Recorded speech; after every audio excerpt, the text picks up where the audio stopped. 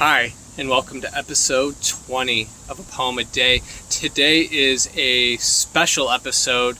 We are going to be doing 4 separate readings today because I am going to be on a bit of a social media detox till Monday, so I won't be uploading anything Friday, Saturday, or Sunday.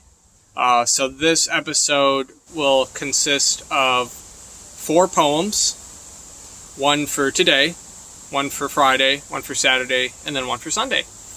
So we will be reading one by Ralph Angel. It's his last one. And then we will be reading 1, 2, 3 by another poet by the name of Robin Becker. And I'm actually really looking forward to reading her because she's got some pretty interesting poems, but I will let them speak for themselves. So without further ado, our first piece today will be Untitled by Ralph Angel. Or as long as the river buildings brighten and grow dim again, as a distant bridge repeats itself, and the domes above, and that much further, the city reassembled there. Easy as listening, or choosing not to, a breeze comes up, a door glides through its own perfect outline, halyards and traffic. In a courtyard, the puddles of last night's rain. I watched my pain ease between spaces of the air itself. Watched a waiter fidget with his apron. A woman selling lilacs. Arranging cans. Their footsteps as if the soul were buoyed there, moist and leafy. A shadow street where fruit rots in a wooden crate, a pile of bricks, a ladder, packages and papers. I miss everyone.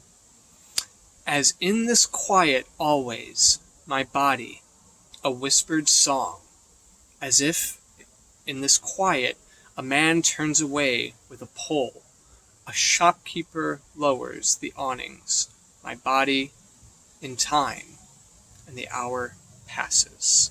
So that was the last one by Ralph Angel. Next we have Robin Becker with, hear this, Why We Fear the Amish. Right? I love it. So here it is. Because they are secretly Jewish and eat matzah on Saturday, because they smell us in the fellowship with the dead works of darkness and technology, because we doubt ourselves. We find their clothing remorseless. We find their beards unsanitary. Who among us is not ashamed, speeding to come upon a poor horse, pulling a cart uphill? Everyone dressed the same? We believe in the state, and they believe in the button. With their fellow Pennsylvanians, the Quakers, they hold noisy pep rallies. They know the quilting bee, the honey bee, and the husking bee are only the proper activities for women. Even their horses are thrifty and willing to starve for Christ. In the Poconos, the men vacation with Hasidim and try on each other's coats.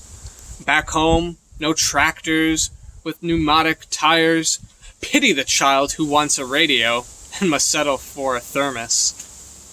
When the world shifts to daylight savings time, there's no time like slow time to stay out of step.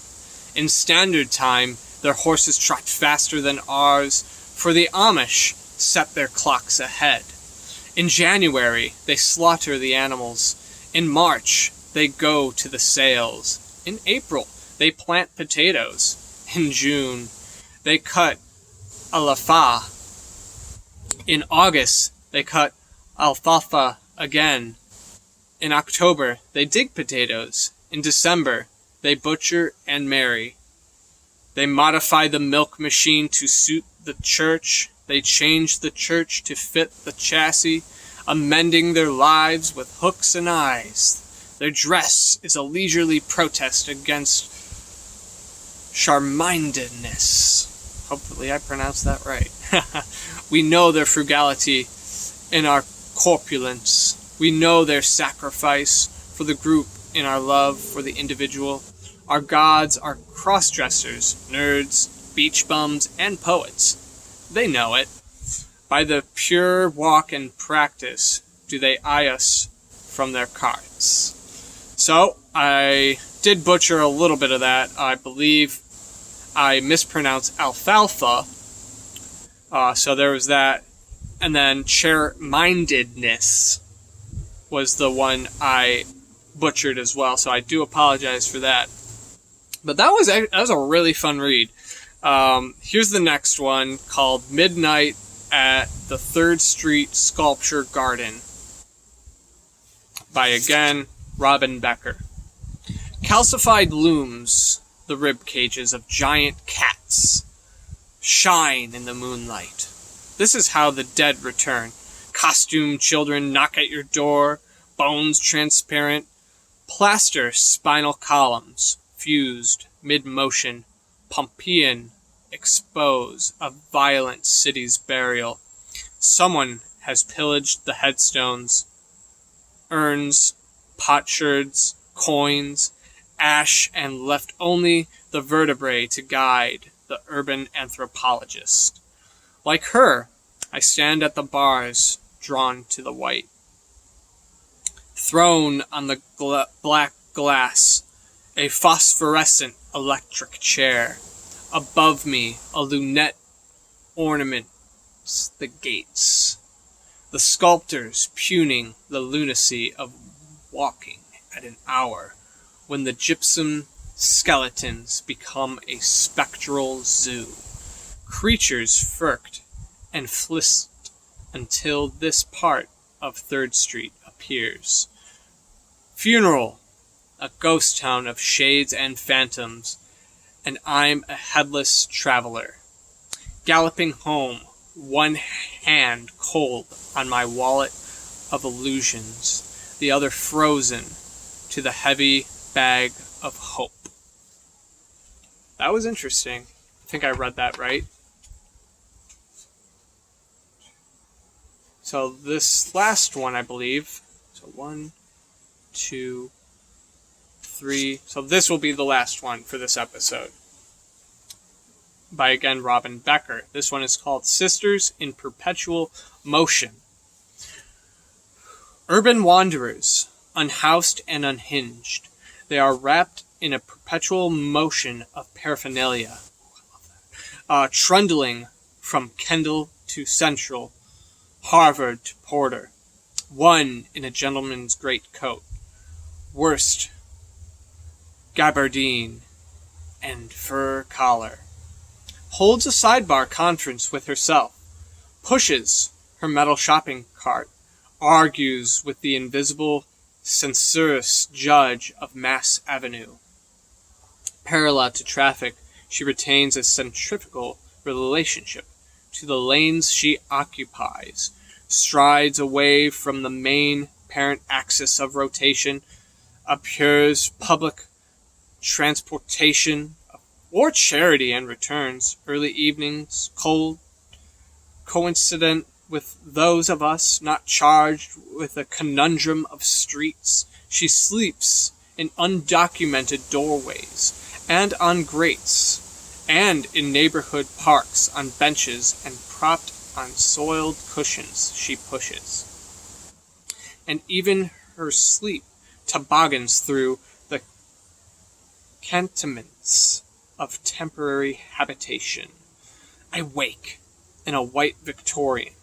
She wheels her cart in time-lapse storefront glare.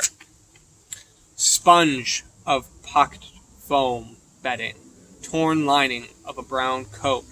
Thus I remember my sister, her unbuilt days of compulsive walking before she decamped to clinics and psych wards, her walkabouts her unfettered speech, her terrorist phone calls, and the tyranny of her jurisdiction.